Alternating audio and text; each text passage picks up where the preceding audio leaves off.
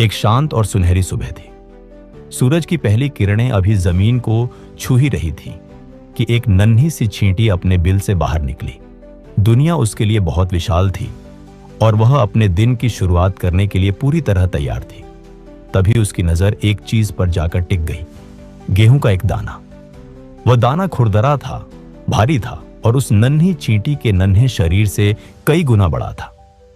एक पल के लिए उसके मन के भीतर से एक आवाज आई, यह तुम्हारे बस की बात नहीं है, यह बहुत भारी है। लेकिन उसने हार नहीं मानी और कदम आगे बढ़ा दिए। उसने अपनी पूरी ताकत लगाकर दाने को धक्का दिया, पर वह टस से मस न हुआ।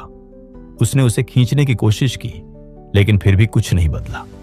चींटी थककर वहीं खड़ी हो गई और जोर जोर से सांसें लेने लगी। उसके पास से कई और चींटियां गुजरी, वे सब अपने काम में व्यस्त थी। किसी ने उसे टोका नहीं, किसी ने उसका मजाक नहीं उड़ाया, पर किसी ने उसकी मदद भी नहीं की। एक पल के लिए उसे लगा कि हार मान लेना ही आसान होगा, लेकिन तभी उसके भीतर कुछ बदला। उसने अपने पैर जमीन पर मजबूती से टिकाए और एक बार फिर पूरी जान लगाकर धक्का दिया। इस बार वह दाना हल्का सा हिला, बस फिर क्या था।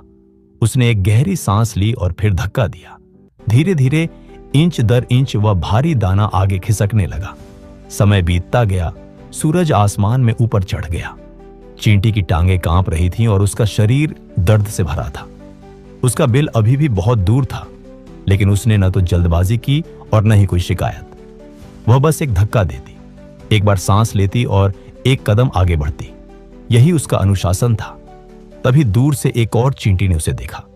वह रुकी, कुछ पल उसे गौर से देखती रही और फिर बिना एक शब्द कहे उसके पास आकर साथ में धक्का देने लगी। देखते ही देखते एक और चींटी आई, फिर दूसरी और फिर तीसरी। न कोई भाषण हुआ, न कोई निर्देश, बस एक दूसरे के प्रति समझ थी। अब वे सब मिलकर उस दाने को धकेल रहे थे और खींच रहे थे। सबके साथ आने से वह भारी दाना अब तेजी से आगे बढ़ने लगा। जैसे ही आसमान में शाम की ढलती रोशनी फैली, वे सब मिलकर उस दाने को बिल तक पहुंचाने में सफल रहे। वह दाना अब सुरक्षित था, आज के लिए भी, कल के लिए भी और आने वाले कई दिनों के लिए भी। वह नन्ही चींटी धूल से सनी हुई और थकी हुई थी, लेकिन उसके चेहरे पर एक गहरी मुस्कान थी।